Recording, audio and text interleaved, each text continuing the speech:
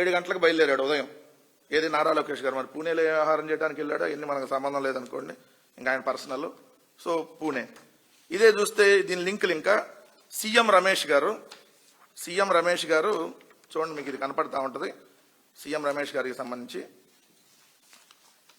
CM Ramesh గారు ఆయన కొత్త ఫ్లైట్ ఒకటి కొనుక్కొని విఎస్ఆర్ వెంచర్స్లో పెట్టాడు.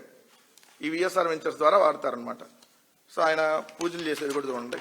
ఇది డిసెంబర్ నెలలో 2021 సంవత్సరంలో సంబంధించి డిసెంబర్లో 2021 కొని ఇప్పుడు కూడా విఎస్ఆర్ వెంచర్స్ కిందే ఉంది ఈ ఫ్లైట్. సీఎం రమేష్ గారు వాడేటటువంటి స్పెషల్ ఫ్లైట్. సో ఇది ఒక వ్యవహారం. అంటే ఎంత దారుణం. ఇదే ప్రభుత్వం నుంచి డబ్బులేమో ప్రభుత్వం చెల్లించిద్ది చంద్రబాబు నాయుడు గారికి సంబంధించి. ఆ ప్రభుత్వం ఎవరికి చెల్లిస్తుంది? డైరెక్ట్గా హెరిటేజ్ ఫిన్లీజ్. అంటే ఆ డబ్బులు మళ్ళీ అక్కడ వాళ్ళ ద్వారా లబ్ధి పొందుతున్నారు. ఇది ₹1 ₹2 కాదు.